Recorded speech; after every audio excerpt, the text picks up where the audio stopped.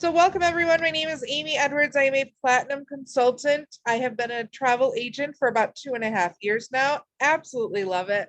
My team name is actually Team Sunset. So you've probably heard of that. Today we're going to talk about charging fees. Doesn't matter what you call them, but we are going to talk about the fees to cover your time and knowing your value as a travel agent. So the slides I did put together really quick because typically I kind of just do just a video face-to-face talking, but I know visuals really help. So I went ahead and put those together. So they're going to kind of guide us along the way. So when I talk about charging fees, let's see, let me get this to advance to the next slide here. Of course, we're going to be talking about charging fees. I like to discuss the knowing your value.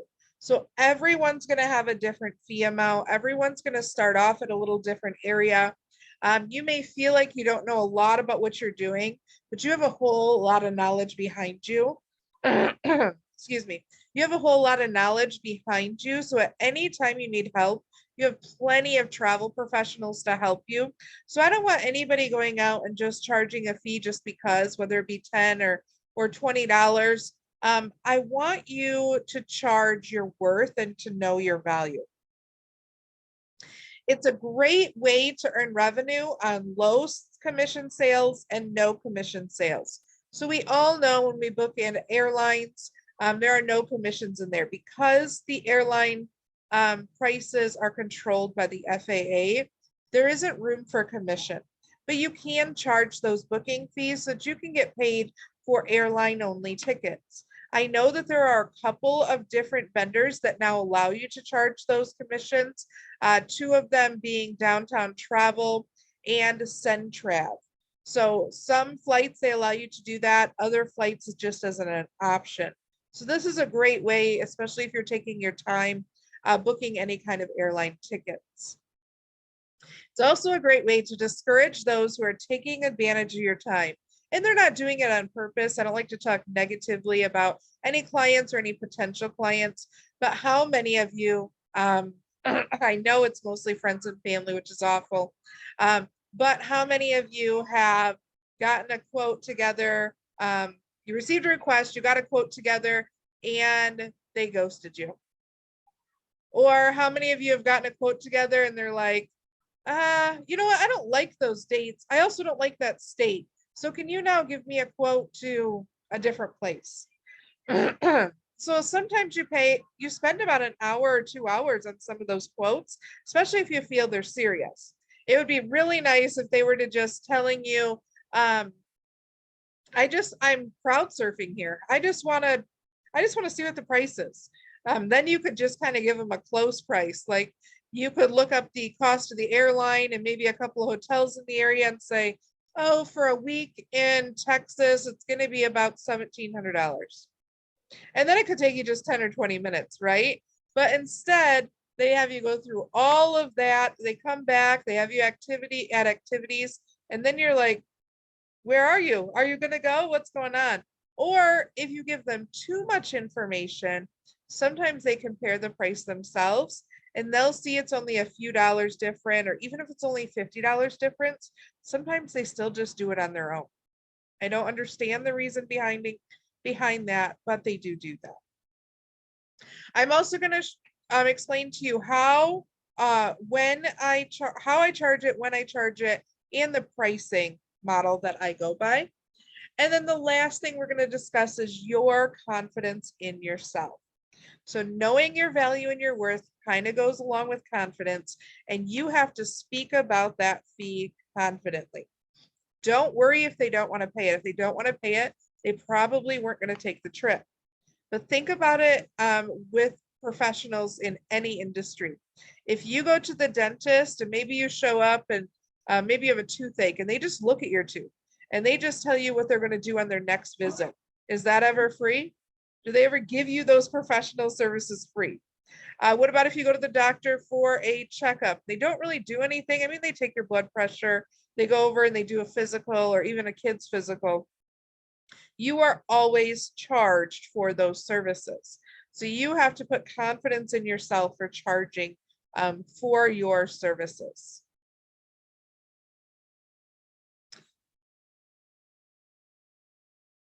So what to call the fees? Now, me personally, I used to hate the word fee.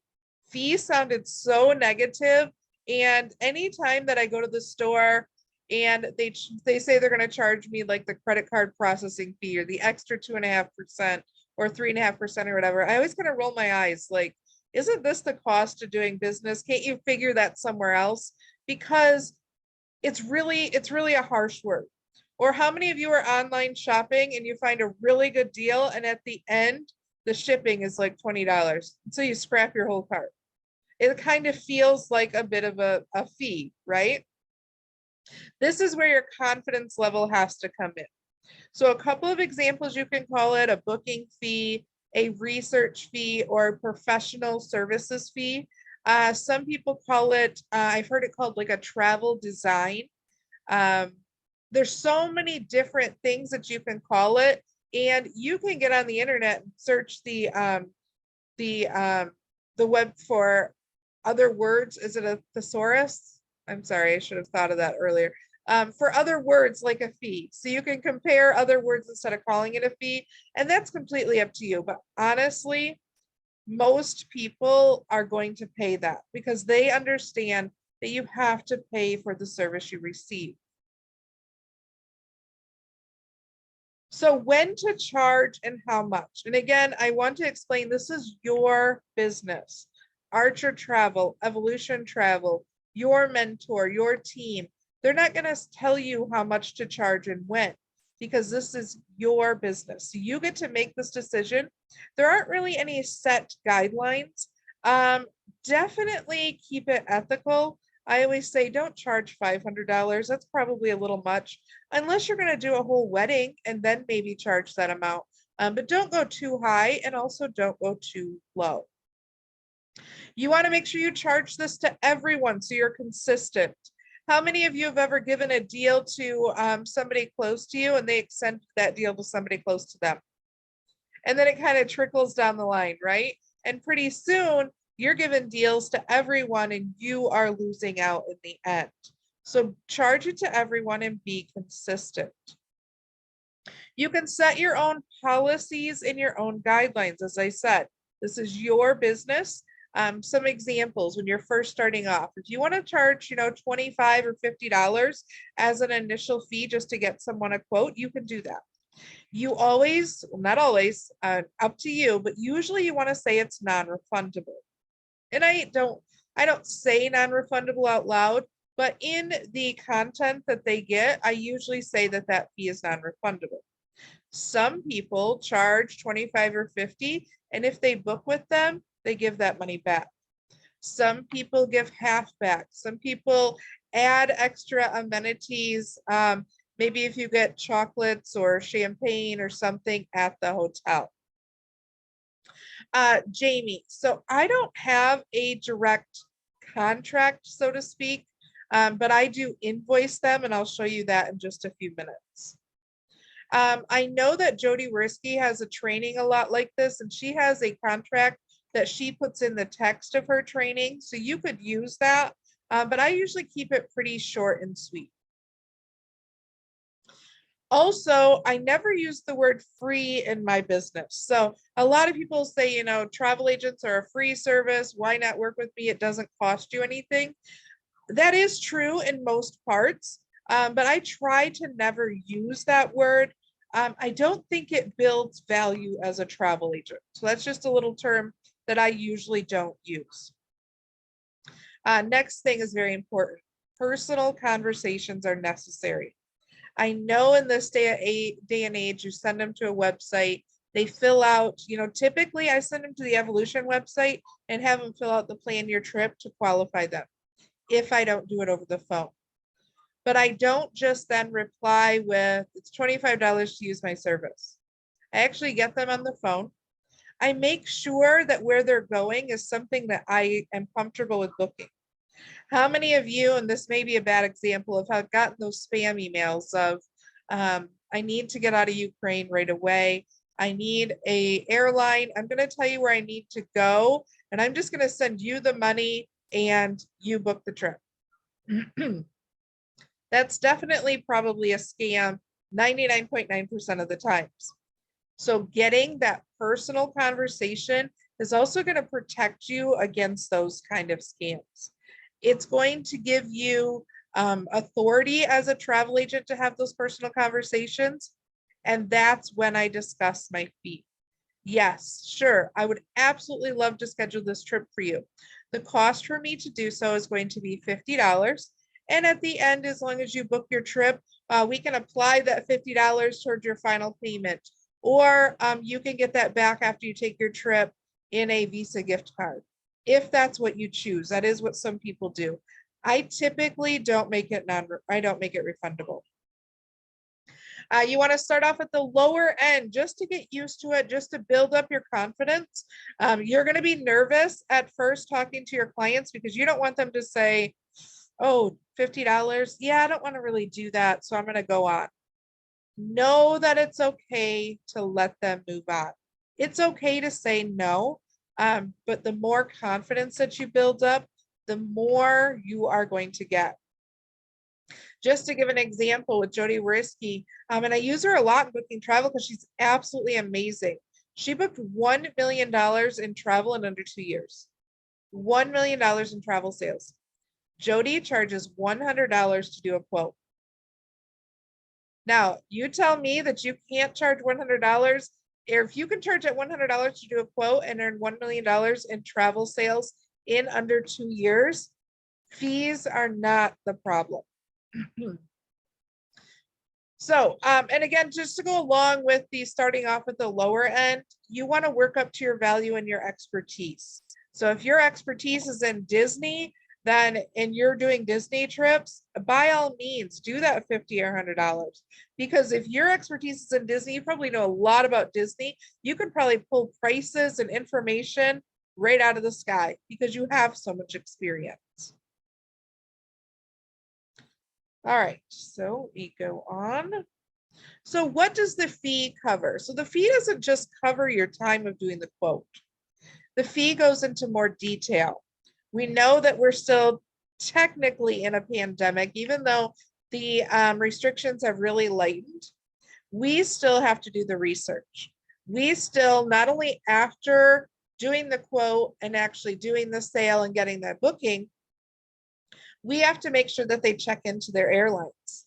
We have to make sure that their tickets, I always look online when they are, when they're flying out. I always make sure that their flights are on time. I always make sure that they've gotten on the flight. I make sure their next flight's on time and their returning flights. The day before, 2 days before, excuse me, so sorry. The day before, 2 days before they go to check in the hotel, I always call to confirm and make sure that that hotel is available, that they are 100% not overbooked, because I don't want any problems when they show up. So there are many things that you put into that.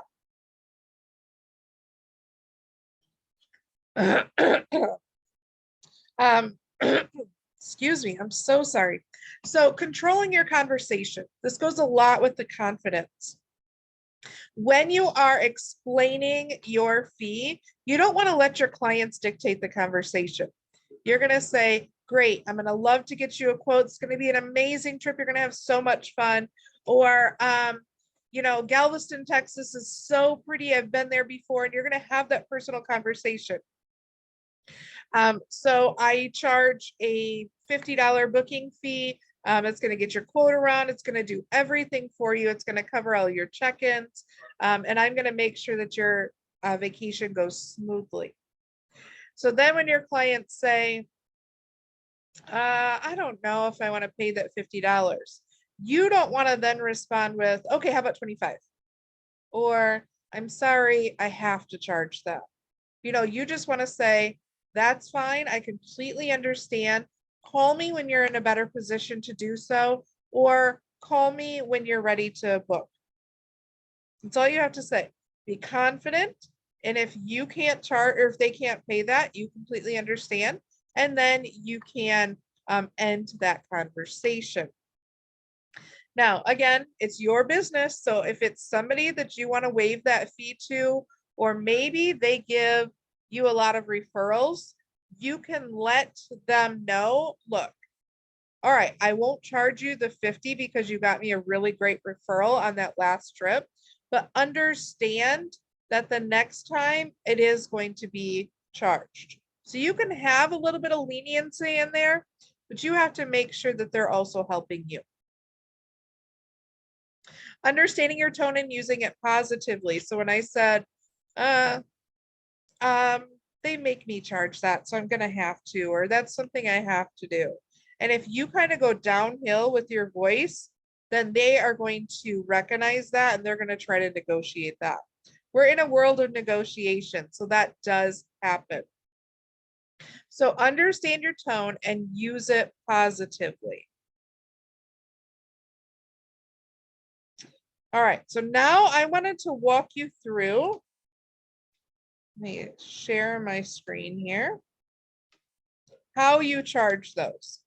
So you are going to, and for new agents, if you don't have an actual qualifying your client form, some people use Jot forms, some people use Google Forms. So you can, there are quite a few trainings on how to use an actual form to qualify your client. And for those of you that may not know what I mean by that, because you're still a new agent, qualifying your client is asking them all of the questions that you need to ask to be able to gather the information to do a quote. Their name, their date of birth, how many travelers, if they have any allergies, where they want to go, what type of travel. Those are just some of the examples. If you don't have that set up yet, you can actually just use your Evolution website, and over here on Plan Your Trip. And for new agents, I always say fill this out. Fill this out for yourself to make sure that you understand what they are looking at. So if they have questions, if they say, hey, I'm on number 3 and it's asking me this, you're going to know exactly what they're looking at. So go to your website and fill this out for yourself. You can put in fake information or maybe a vacation that you want to take, but go all the way through to number 4 and send that. That's going to come to your email and it's going to have all the answers to the questions. So then after you look over that, you're going to know if you're going to be able to actually plan a trip for them. Maybe they want to go to Thailand and you're not comfortable with booking outside of the US. Don't do that, but I'm just using that as an example. If you're not comfortable with booking outside of the US, get with your mentor, get with somebody to help you to train you on how to do that. But let's say it's something that you're not sure that you can do, or a popular one is, I would like to go to Hawaii. I have a family of 5 and my budget's $1,000. You and I both know that you'll never get there with a budget of $1,000. That's when I would call them and say, I see that your budget is $1,000. I know that's really low for that location. Are you willing to, up your budget, or was that just kind of thrown into there? I want to make sure it's something I can do for them before I charge them that fee. So this is a good resource for qualifying your client. After you get all this information, you have that personal conversation and they are ready to pay that fee. I use Square. You can use almost anything. And I'll tell you the reason that I use Square. I'm gonna go ahead and log in if I'm not logged in already. So the reason that I use Square is because I can get right on here and I can put their credit card information in and I can charge it. You can use Venmo or Cash App or Zelle or quite a few of the others. The thing with using those is your client then has to have that availability. So you can let them know that you take multiple types of payments, because if they don't have Venmo, you don't want them to have to download a whole new app. So you don't want to make it inconvenient for them. With Square, I can log right in and I can create an invoice that sends to them and they can pay.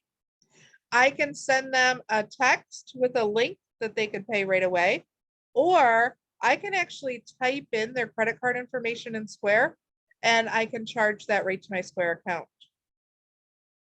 Let me just kind of show you how to do that. I have to move my controls out of the way here. So right here, I can go to send an invoice.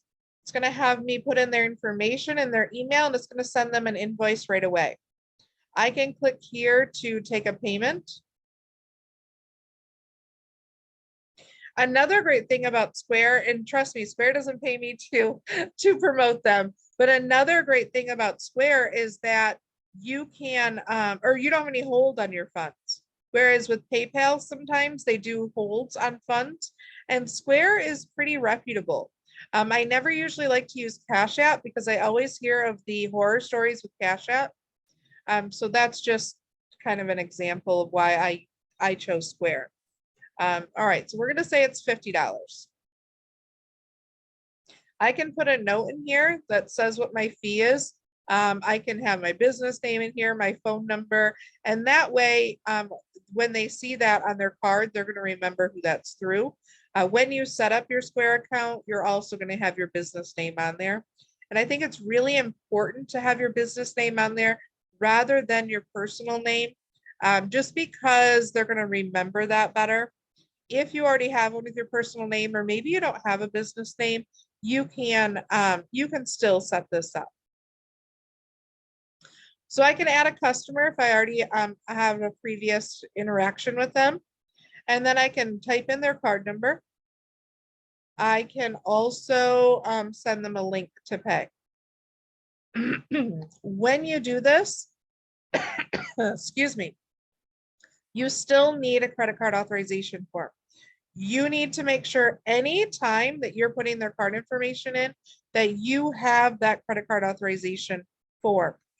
And you can, if you send them a link or send them an invoice, technically they're putting their own card information in, so you don't really need that. But I still always, when they book with me, put that in there. I just want to make sure I'm 100% covered. And then let me show you also, I can show you what the invoicing looks like.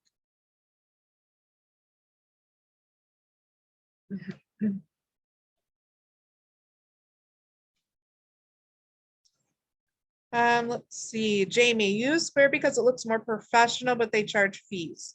Courtney uses Zelle or Cash App, but I've been uncomfortable asking clients to use Zelle because I feel it looks shady. I kind of agree. I really do agree with you. Also with Square, if you, I actually have, and I'll get you a link. If you use the link that I give you, you can actually get the first $1,000 at no fees. And the fees are really small. So if you're worried about the fees, instead of doing 25, do 30. Instead of doing, I don't know, 40, do 50. But you want to work that into the cost of your business. So I'm going to go ahead and click send an invoice.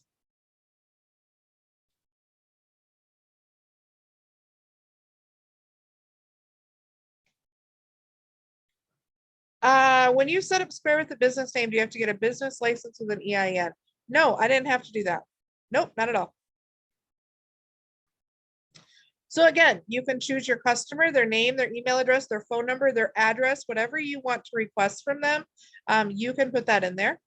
You can choose your invoice number or a title. You can put your professional services fee here, send a message, the date of service. Again, that'll be today.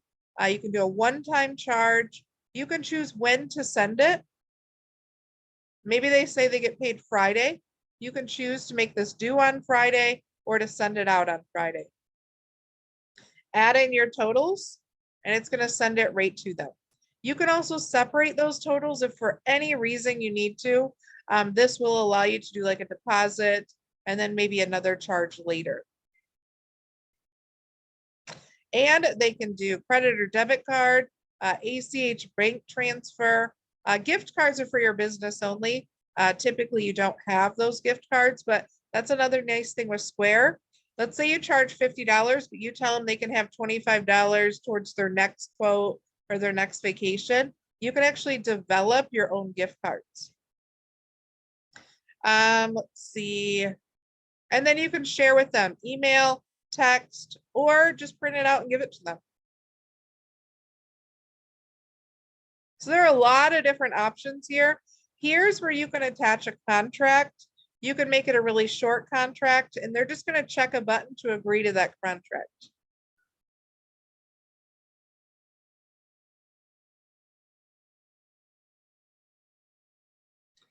Let's see.